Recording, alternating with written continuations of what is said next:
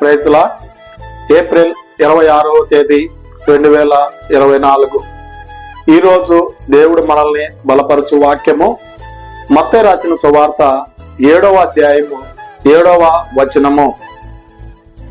అడుగుడి మీకు ఇయ్యబడును, వెతుకుడి మీకు దొరుకును, తట్టుడి మీకు తీయబడును. ఆమేన్. ప్రియమైనటువంటి దేవుని బిడ్డలారా, ఈ ఉదయకాల సమయంలో ఒక ప్రత్యేకమైనటువంటి మాట ద్వారా దేవుడు మనల్ని బలపరచడానికే ఆశపడుతూ ఉన్నా. గమనించినట్లయితే అడుగుడి మీకు ఇయ్యబడును. మనము దేవుని అడిగినట్లయితే మనకి దేవుడు దయచేసేటువంటి వాడిగా ఉన్నాడు. గమనించండి, లోకపరంగా ఒక సామెత ఉంది, అడగందే అమ్మైనా కూడా ముద్ద పెట్టదు అంట.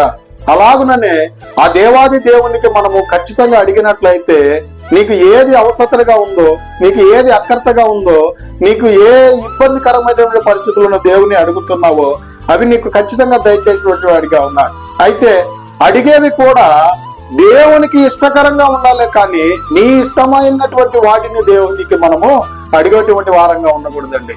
గమనించండి, మనము ఫలానా ఇది కావాలా, అది కావాలా, లేదా నాకు ఒక బంగారం కావాలా, లేదా ఇంకోటి కావాలన్న దేవుని మనం అడిగేటువంటి వారంగా ఉండకూడదు. కానీ ఈ లోకపరంగా నీకు ఏది అవసరమో అది దేవుని నువ్వు అడిగినట్లయితే దేవుడు నీకు ఖచ్చితంగా ఇచ్చేటువంటి వాడిగా ఉన్నాడు.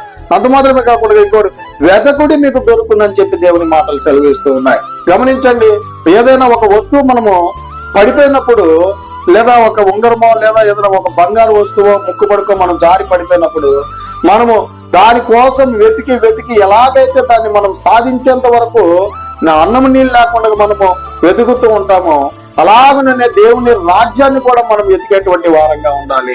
అలాగన మనం వెతికినట్లయితే ఆయన రాజ్యం కూడా దేవుడు మనకి ఖచ్చితంగా ఇవ్వడానికి సిద్ధంగా ఉన్నాడు. అలాగనే తట్టుడి మీకు తీయబడును అంటూ ఉన్నాడు. అయితే ఈ లోకంలో అనేక మంది తలుపులను తట్టి ఉండొచ్చు.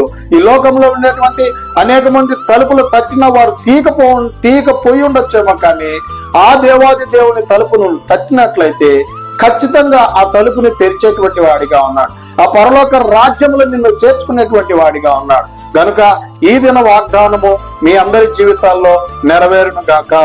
ఆమేన్. God bless you.